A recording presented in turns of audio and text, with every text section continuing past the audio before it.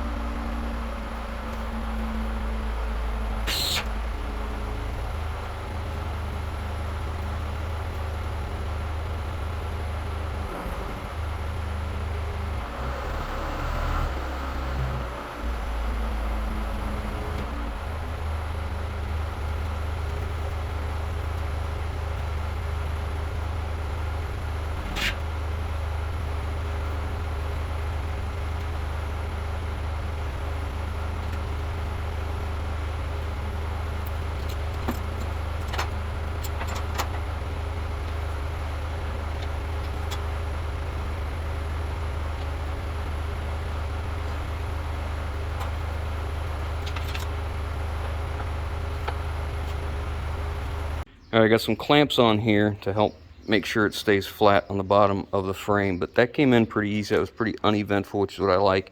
So the next thing we have to do is do our real fine adjustments forward and back each side. We want this to be 52 inches to the center of this axle.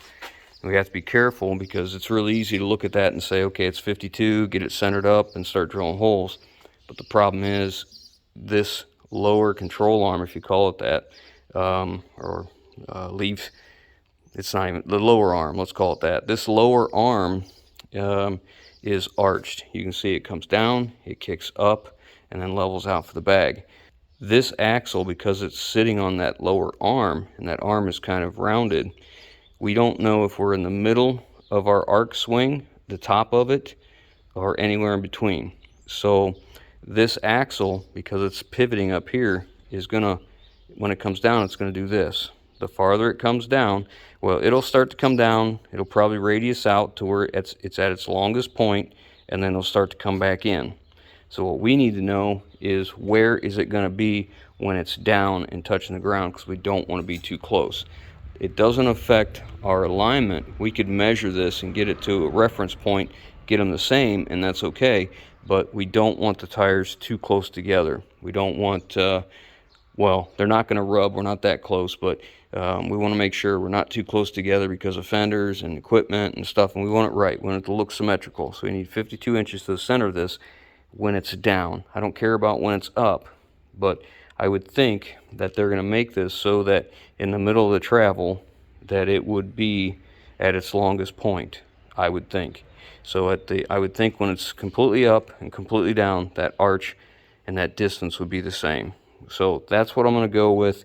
I'm going to drill the holes that way, and I hope it works. So to get my center to here, there's a little, I don't know if you can see in there.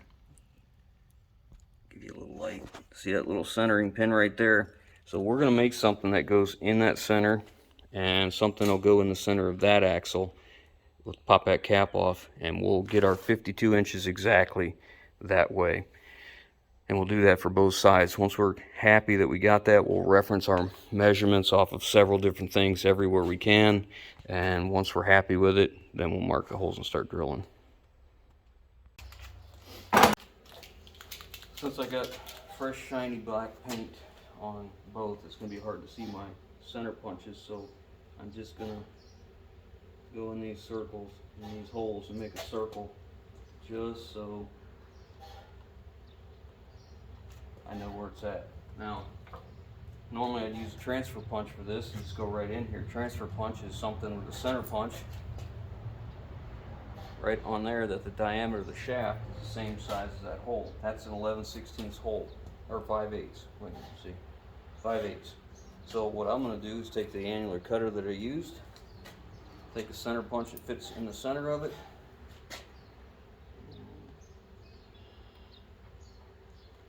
it's very tight because of my paint. Hold it nice and tight.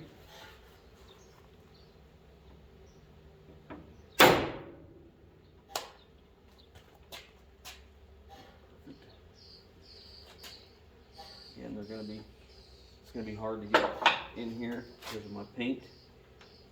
Get in there.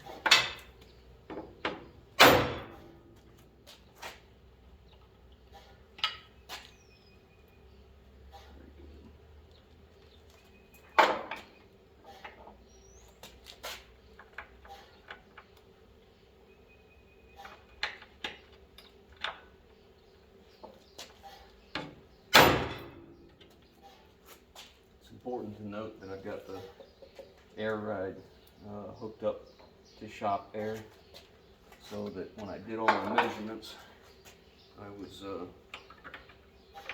at ride height.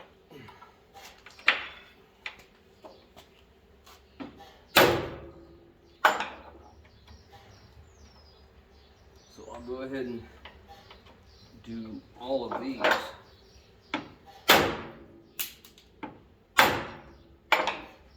Make sure that they're able to be seen, and then we'll do the other side. Once those are on, we will take the axle down and we'll drill these holes. I've got this clamped up. You got two big clamps here and a couple C clamps on the inside, and I got a jack under it over here. That way we know it's not sagging, because I want it exactly perfectly snug against the bottom of the frame. So now I'm going to go do the other side.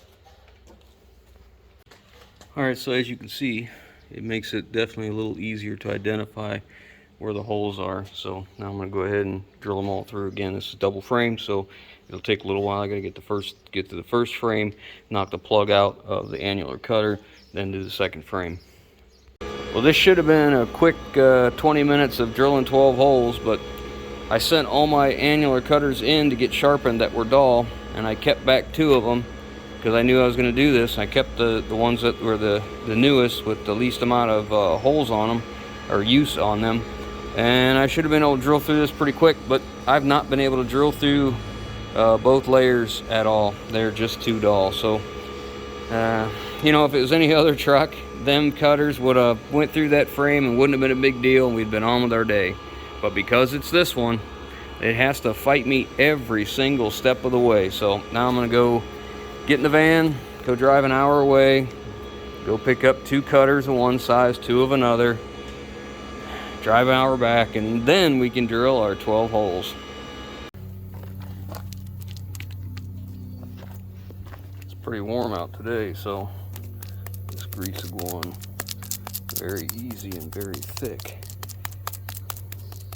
I'm just putting grease in between every mating surface, so as time goes on, we don't get a bunch of rust jacking in between the two. It may help, it may not, but one thing it's not going to do is hurt anything. That went in very nicely. All my bolts are in, everything lined up nice. I've got just the top 2 tightened for right now for several reasons. One, I wanted to clamp this up nice and tight to the frame before I tighten it. I drill these. These are 5/8 bolts. I drilled 5/8 holes. There's not much room in there for anything to move. I just want to make sure it's cinched up good before we tighten it. And the other thing is, I wanted to see what effect these brackets were having on the frame. So if I tighten this up, like I'm tight here, I'm tight everywhere on the frame, and I want to make sure that my brackets weren't pulling the frame in or out or anything like that. So I measured here to here, top and bottom, you know, on the inside of the edges, and it's exactly the same. We are 1/16 of an inch from here, consistent all the way to the front where the splice is. So I'm very happy with that. Now, the manufacturer has this set up to be a cross member right here, and we're going to go ahead and build that and put it in. I'm going to use box tubing, and that will help to keep this from moving this way, because there's going to be a lot of sideward force on this when this thing's making a turn, because you're going to have dual tires, and either single or duals back here, and when you make a turn, this is really going to be putting a lot of force on that frame. So we're going to go ahead and make a cross member to go in here, and then I have to do another actual truck cross member. I'm going to use these. I'm going to take 2 of them back to back just like that, and I don't know if I'm going to put them here, which closes my distance up, or if I got to put them back here. When I made this mount, I narrowed this truck frame up for 2 reasons. I wanted to get in here and get the best weld that I could get on it, and I also needed to get it as narrow as I could, but not too narrow, to clear this. Right here is where the mount starts on the tank we're putting on. And as you can see, we are really close. So, and I have to make these mounts. We don't have them. The mounts are on the tank, but the truck side is not here, so I have to build them. So what I'm thinking is I may have to scoot the tank back just a skosh, just to give me enough room to build my brackets that are going to go in here. And if I do that, I'm thinking about incorporating one of these cross members right in there at the tank, because that would be helpful. But my distance would suffer, because if I was going consistent with what Peterbilt did in between their drives, in between their cross members, it's 54 inches center to center of what we've got here. 54 inches unfortunately puts me right in here, and there was just no way I could manipulate this to incorporate that cross member in this area. I thought about doing maybe 3 bolts this way and having the other 3 over here, but it worked out I couldn't get the bolts in because of the way the flanges were made. So it either has to come up ahead, or it's got to go where the bracket is. Either way, I just haven't decided yet. I don't know. I'll think on that. When we put that cross member in there, the manufacturer wants that anyways. That gives me a place to mount the auxiliary air tank wherever it got to. Yeah, right here. We have this little air tank and another relay valve, so we can mount that air tank here. We'll bring a supply line back from the wet tank to this tank, out of this tank to the relay valve. These will hook to the relay valve, and that air line right there comes from the treadle valve from the front relay valve, and it will feed this. So we'll have independent brakes on this axle as far as air supply is concerned. So I'm going to work on this next.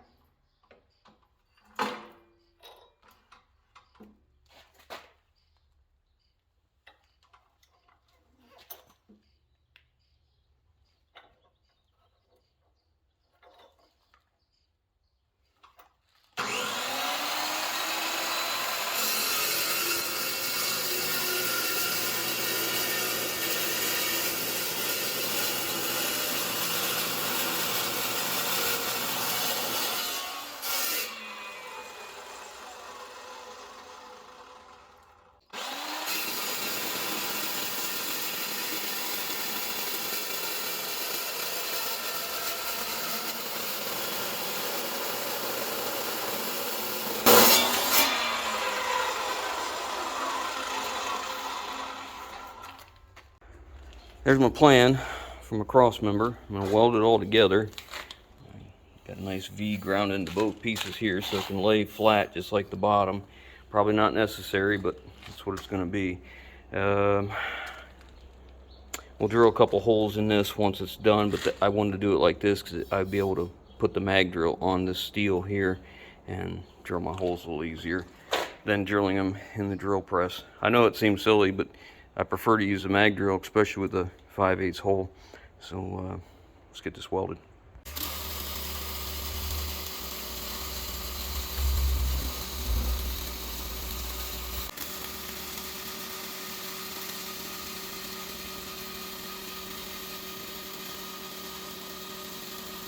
Guess I need little gloves.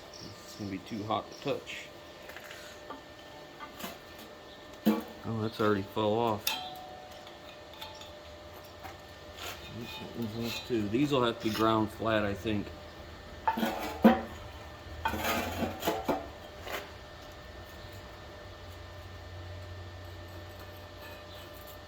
suppose that's ready. It's my last one I did.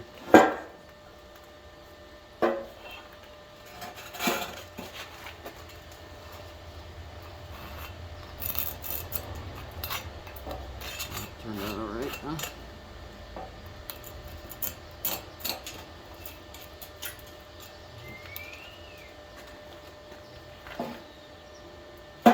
What's left? The other side? Oh yeah, here. This one off. Still pretty hot.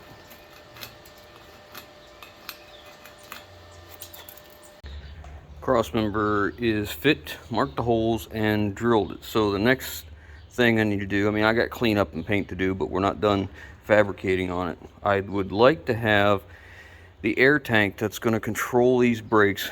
I'd like to mount it back here. I have made little brackets for the tank to mount on that. I made them and bolted them to the tank, and you know, got them set the way I wanted, and I just got them tack welded in right now. Now I can take the tank off and go ahead and weld them in all the way. I went ahead and put the bracket for the relay valve on here and welded it because it's substantial enough metal that, you know, it's not going to deteriorate anytime soon. So I thought it was just fine to weld it. So I gave it 2 coats of primer, 2 coats of paint as usual. As soon as it dries, we'll put it in there and we'll start assembling the air tank, the relay valve, and all the plumbing. It's not 100% dry yet, but it's close enough. I put some grease in between these brackets and where the tank's gonna mount. Just want to slow down the rust jack, and that's all. I'm working on plumbing everything up here to the air tank and the relay valve, and I have to plug off all the ports that we're not using, which is a lot. We're actually only using 2. But this air tank needs to have a one-way check valve. That's what a check valve is. It's only one way. So it needs to have, you see the arrow here, this is a used one, I just cleaned it up, but it's got a spring and a stopper in there, so it only lets air into the tank.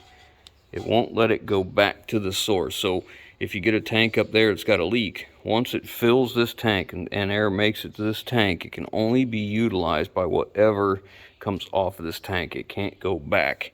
And if you had a leaking tank or a leaking line, it won't drain this tank. It'll keep it from losing all its air. So what we're going to do, I'm going to get this tightened up, and then we have a compression fitting that'll go in here for our supply line. This will come off the wet tank. The wet tank is over on that side. We're going to tee off. We're going to bring a line all the way down and feed this, and this will take care of just the brakes on this axle. So if ever there's a failure up there on the primary tank, on these brakes, at least there is something back here. A lot of your lift axles, when you buy them as a brand new assembly, it'll come set up with its own air tank, its own relay valve. Yeah, just kind of like what we're doing. So anyways, let me get, I know I tested this too to make sure it was okay before I cleaned it up. But I'm reusing a lot of fittings. You know, you can get an awful lot of money in fittings if you're not careful. Well, I'm gonna have to stop and make a run. My relay valve has a port on either side, so you can either come in either way or go through it. And I need to plug one side because I don't need both, but the only plug I have is steel. And it needs to be one of these brass plugs like this. And then the fitting I need for this side, I don't have. I've only got it in half, and I need 3/4. And then I can come out from my air tank to the relay valve. So I'm gonna have to run for fitting. I went and picked up a couple fittings. I needed that plug, and I need a reducer bushing here, and I went ahead and picked up some new lines. So the new line is 5/8 outside diameter. It comes from, it's not plumbed in, but it'll come from the wet tank back to here through our check valve. Once the air enters this tank, it can no longer, once it gets past this check valve, it cannot go back. So if there's a leak anywhere, it won't let the air come out of this. The only place this air can come out is going to be used through the relay valve. The relay valve has the air sitting here, and it uses this, which is a signal line coming from the foot valve in the truck, which feeds that relay valve as well. So when that, you put your foot on the brake pedal, it sends air pressure down on these, and then that has to overcome a spring in here, which then lets this larger diameter and volume of air flow. So we're all good to go here. So I think we're pretty much handled. The next thing we're going to work on is go ahead and get it teed in up there, because we have one more air tank that we're adding for the primary brakes for those two axles. We're going to be adding extra capacity because we have that one tiny little tank. So as I've been walking by this all day doing this stuff, I keep noticing that this axle isn't really tipped up like I thought it would be. And I'm wondering, it didn't lift up on the other one up all the way either to where it touched the frame. And I'm wondering if their springs are not strong enough. We may have to adjust that rod. That spring is a stop in there, and there's a rod that comes in here. There's a cam, and that rod comes all the way through, and it's tightened up right here. So we may have to tighten that up a little bit, put a little more tension on the spring. Hopefully not too much, because if you go too far, we won't have enough travel to get it down. Either that or, you know, the springs are wiped out, one or the other. I don't know. We'll have to see when the time comes. I'm not going to do nothing until everything's together and we can evaluate it then. This is what I'm using for cross member. I got two of them bolted together. Very common practice used by a couple of manufacturers like that. And I've measured out all my holes. Make sure that this is actually square and true. And then I come over here to the frame. And what I'm trying to do is make it so that the mount of the tank, the bracket that I'm making that mounts the tank to the truck, is at this cross member. So I went up and measured the tank mount, and it goes 12 inches long completely. These are my two bolts, these marks here. This is the vertical bolts that come down through, and then these are the mounts, the holes for the cross member. So I need to make a mount that can come up like this and curve out, which of course we're going to use truck frame. I wish I had something heavier, but I don't. I got to use what I got. I can't find anything either. So we're going to come up this way, let it roll out. We'll cut it to 12 inches. We'll get 9 inches total, which will take us down to the edge of our double frame here, which will work well. And then we're going to add some gussets. So first and foremost, I got to get the truck frame up here on sawhorses and start cutting some sections.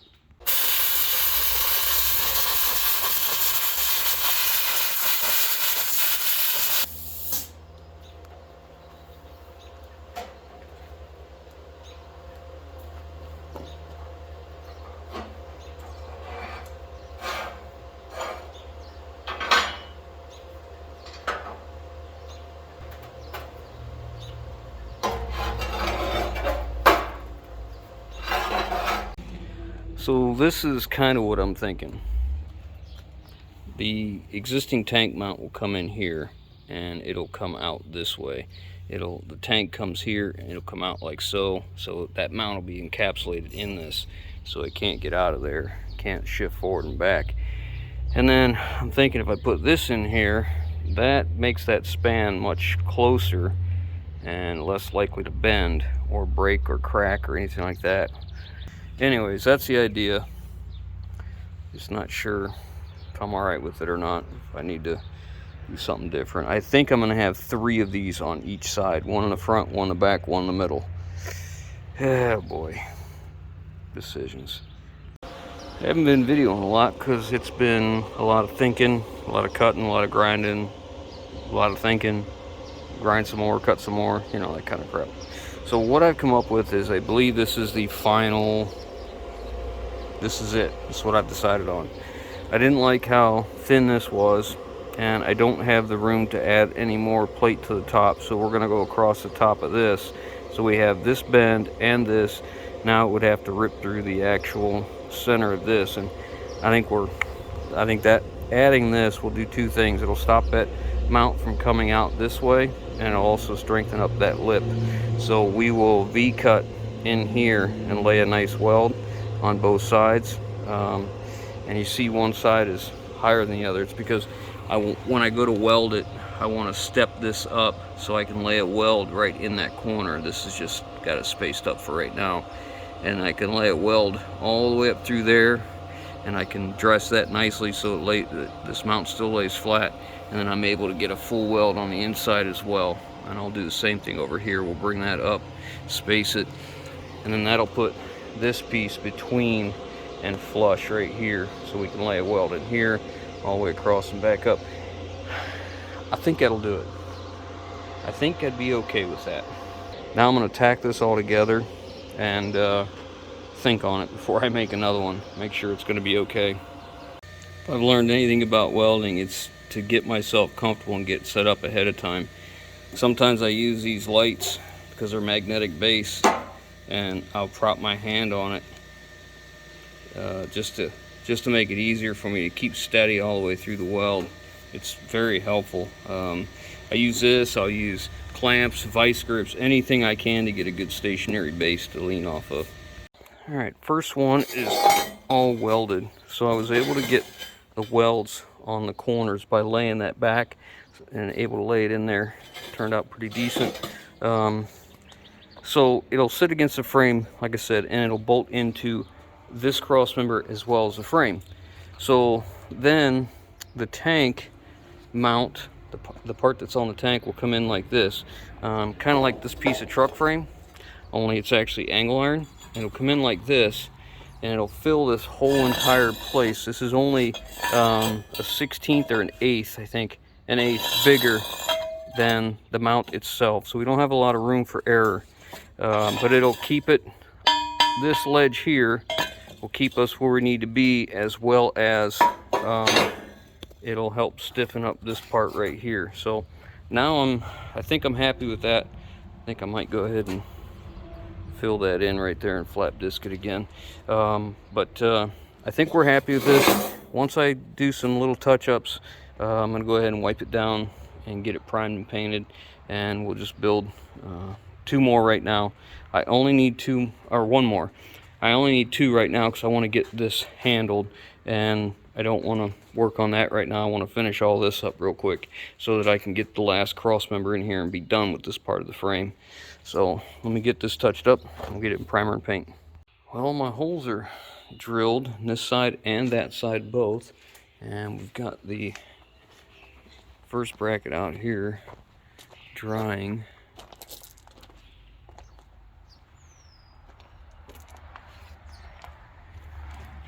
That idea of setting them back, back on each other at the corner, worked very well because it was really easy to get that in. I didn't dress that. It was able to be laid in there and flowed really nice. So I'm pretty happy with it.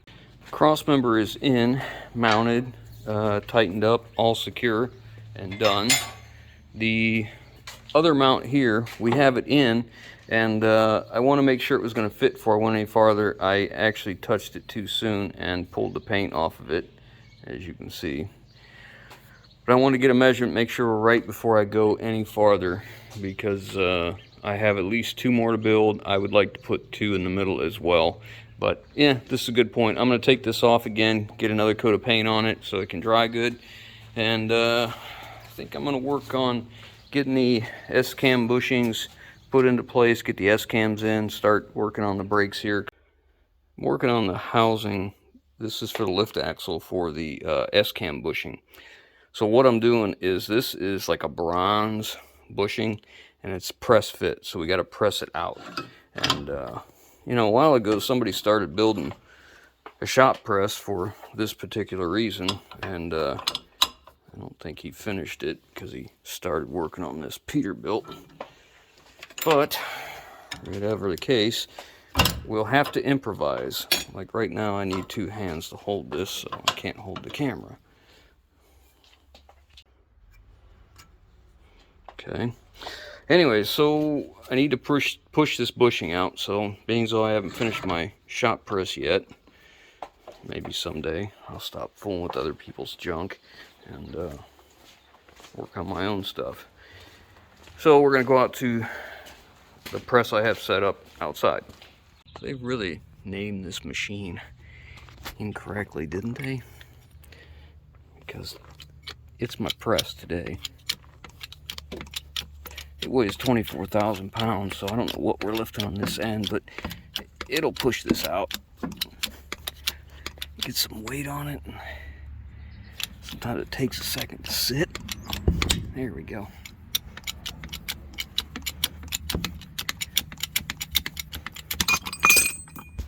Success.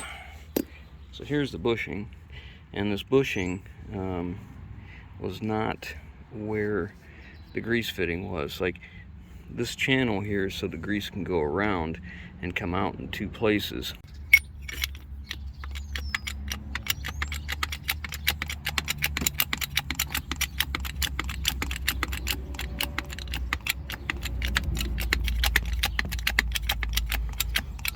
Alright, so we got to push it in slightly past the center where the old bushing rode, where it was sitting. So I'll have to go in about a 1/4 inch more. So I put the seals in, and you'll notice that one has the seal going one way, the other side's going the other. So this goes in towards the brakes. So we want the grease to have to push against the garter spring that's in here. And if there's too much grease, we want to give it an easy path so it can push past the garter spring on the outside. So that's why you put them in like that, this being the part that goes in towards the brakes. So now we'll just never seize this, clean up the bolts, and install them.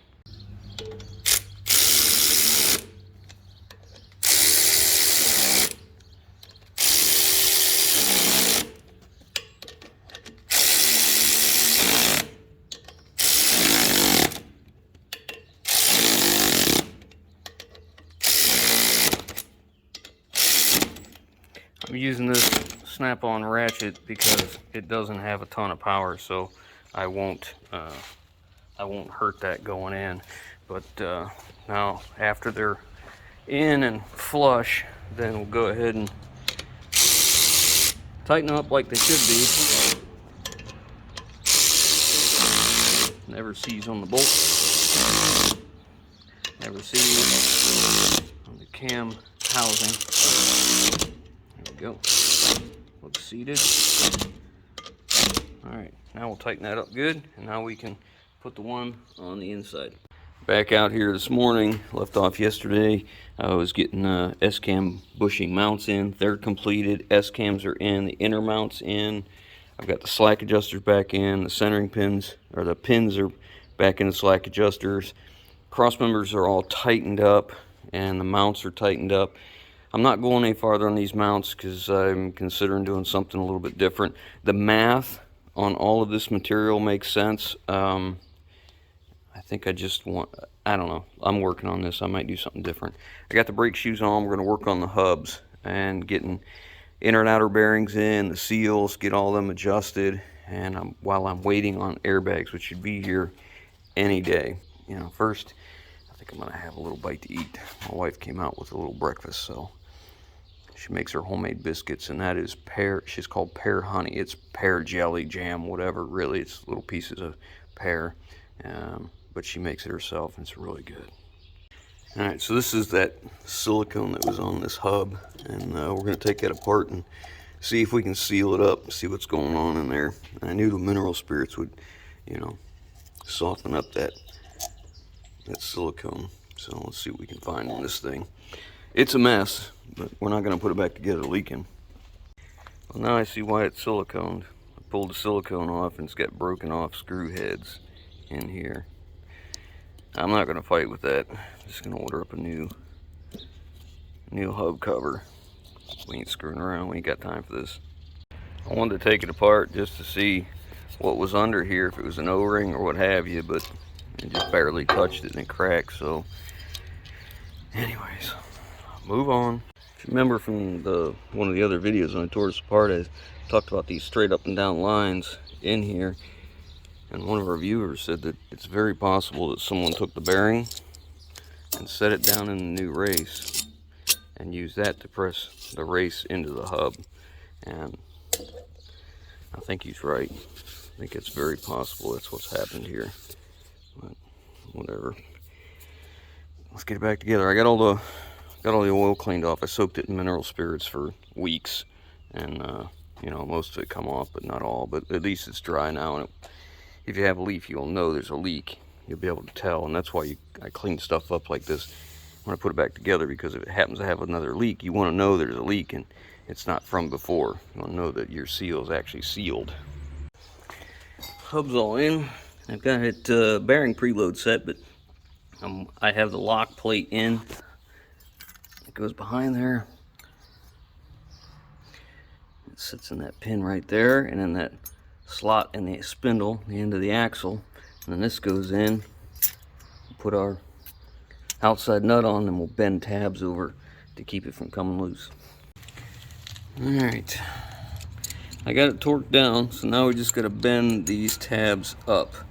So I like to do two, wherever I can get them on the flats. As close to flat as possible is where I like to do them. Like right here.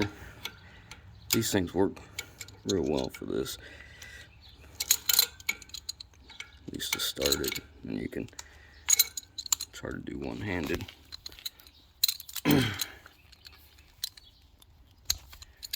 Adjust that foot out just a little. And there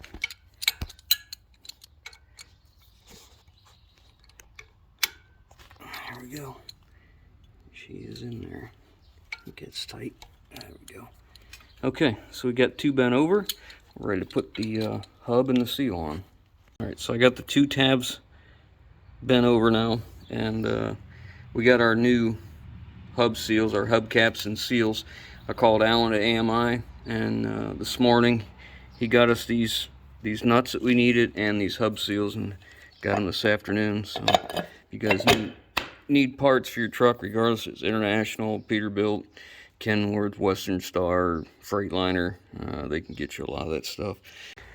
So I'm pumping them full up to the line, and then I'll take that out, spin it a couple revolutions, let it sit, and then we'll come back to it and check it again. So while that's happening, I'm working on the brackets for the tank. We're going to hang them off of this side of the truck up front. We're going to come down the frame and then have a platform out this way. So I have started to make brackets out of old truck frame.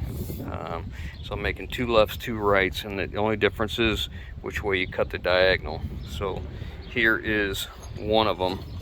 So this will go, the wind's kicking up.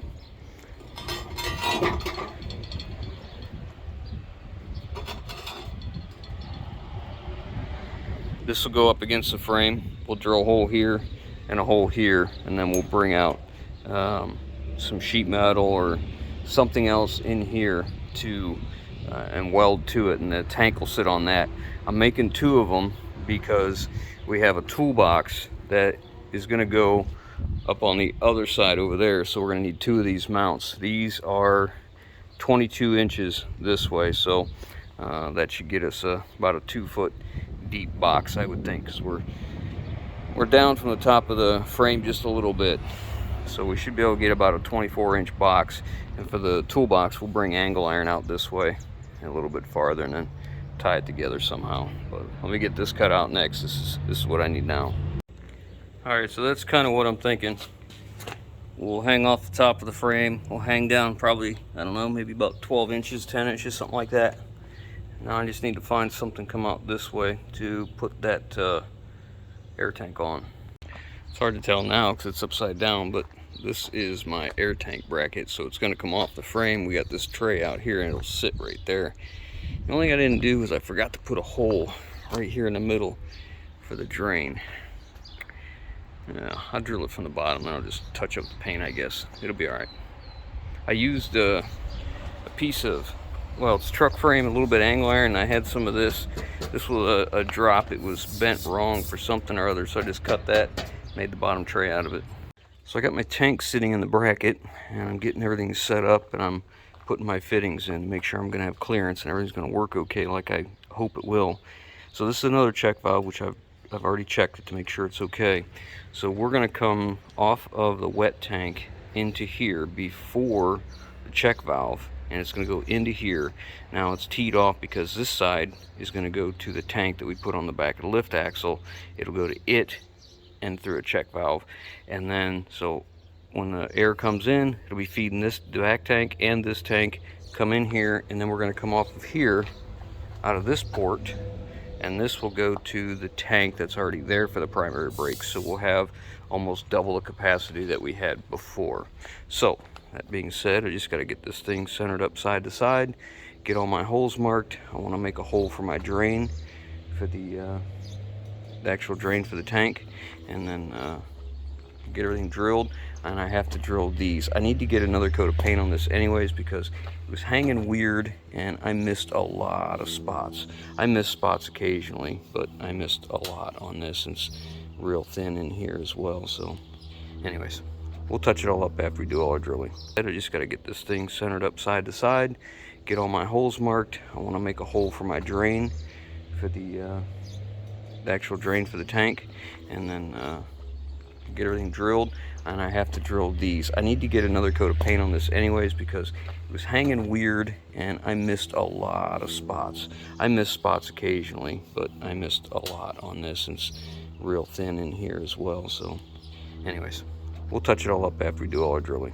I'm working on this lift axle control, and I've tried to locate a tower that this thing would fit in. But it's made by buyers, but they don't actually have a tower that fits this plate. They have one that's bigger, so I just took the top. It's actually meant for PTO and a dump. You know, it's got PTO in and out, and then the hoist up and down, air tailgate, and then a light for the body up. So I just took them all out and rearranged them on a piece of plate steel.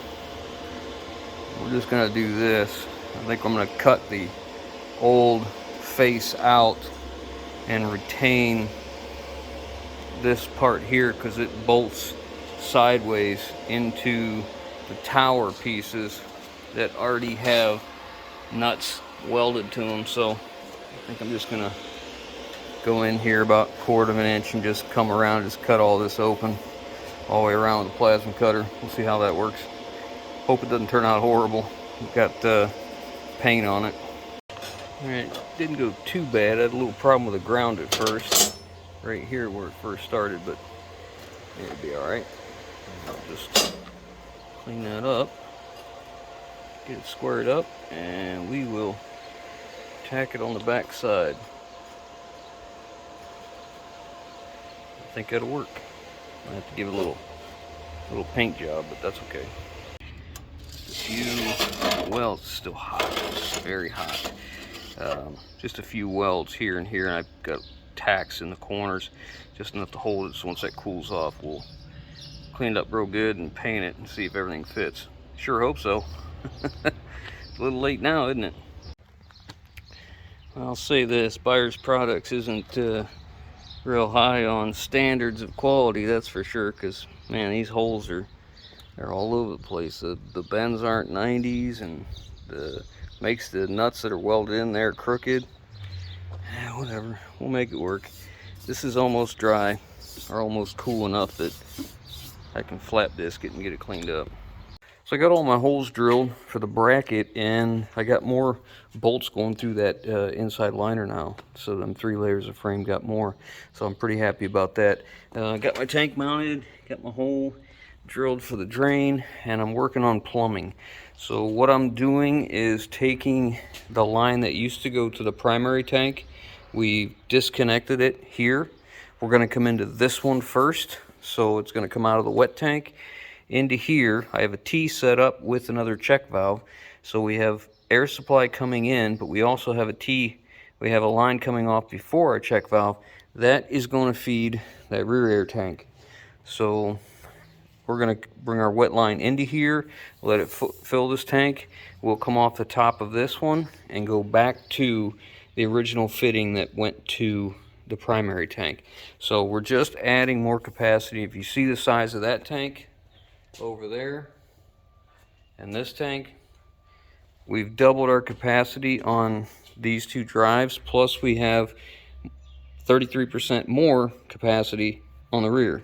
So not so bad, not so bad at all. So I'm going to continue to work on this. I'm cleaning up fittings as I go because these fittings are ridiculously expensive. So I've got a bunch of them. They're just dirty. I got to clean them up. So it just takes a little time. And I got my tower lift axle controls. It's all dry. You know, this was what we had. This is what it was set up for, and everything in here was just too tight. There's just no way to get the plumbing to go in there well without it probably leaking, because they used all push to leak connectors. So I got it all painted and everything's back in. I made a couple changes.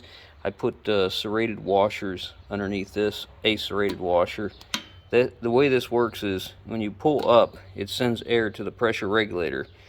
The pressure regulator then goes to the gauge and it's teed off and goes to the airbag. So if you want to add pressure, you just pull up on this lock here and crank it in.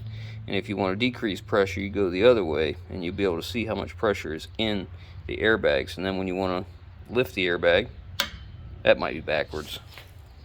Push to lower. Yeah, so we raise it in this case because it's a spring lift axle. When you lift it, all you're doing is removing air from these two bags in the rear. And when you want to lower it, you're actually putting air into it. They're not like a leveling valve. It's got a pressure on it. So, you know, in icy or wet weather, you got to be careful. Maybe decrease your air pressure a little bit, or not have it down at all and have all your traction on your drives. But yeah, that's where we're at right now. It's the end of the day. I'm gonna go get cleaned up, and I'm gonna take my Jeffrey and get him some ice cream. He's not doing so well. He's having some heart troubles again. So he's got new prescription, new medication. It's really worrying us for the last few weeks, and so we're kind of taking some time and running around with him, and gonna take him get some more ice cream. That boy loves his ice cream. Tank's in. All the plumbing is done. All the lines are run.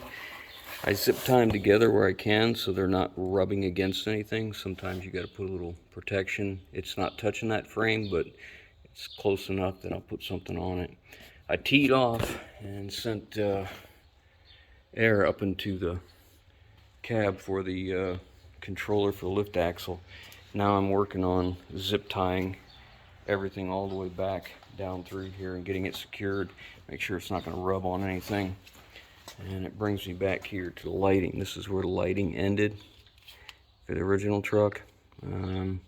Actually, it ended up a little bit farther, and that was looped back and forth and zip tied. But this is what we have to tag on to. Got to run wires to the back for our stop, turn, tail, and backup. So I'm gonna have to get working on that. I got to find some wire. These projects would go so much faster if I could just order up everything that I need. But when you're trying to save a buck, sometimes it costs you money. It costs you lots of time, that's for sure.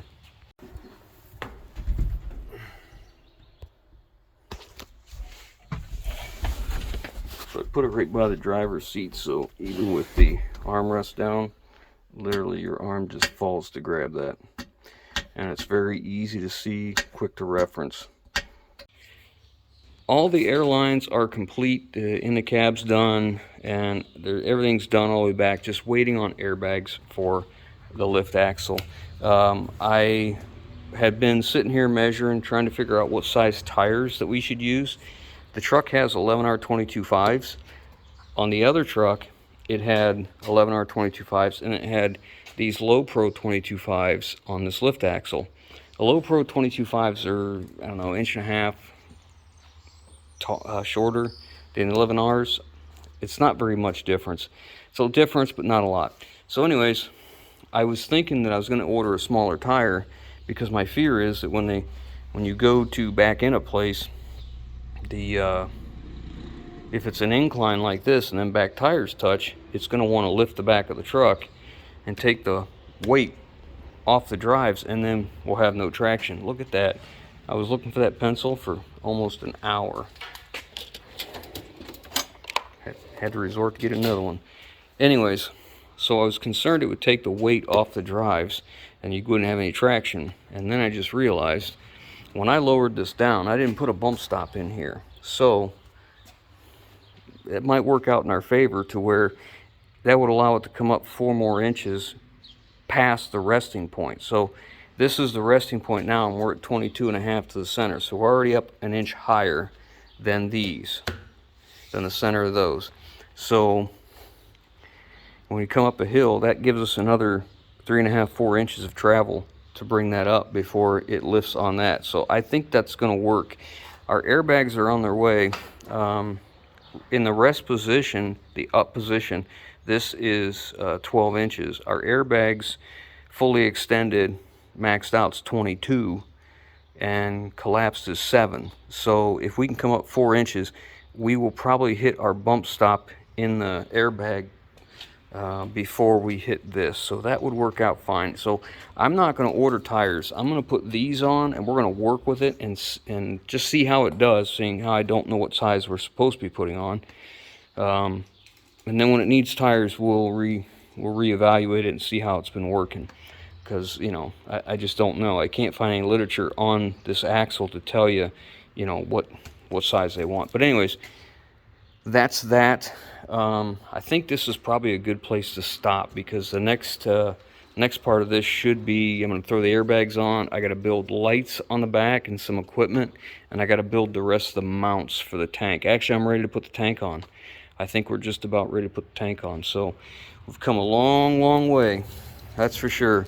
And I can see the finish line, hopefully. But yeah, I'm gonna end it here. We got an awful lot done, and I feel pretty good about where we're at. So I hope everybody's enjoyed the series and everything we're doing, and hopefully another 1 or 2 videos, and we should be done with this one and back onto something else. I'm so excited to see that day. Thanks for watching.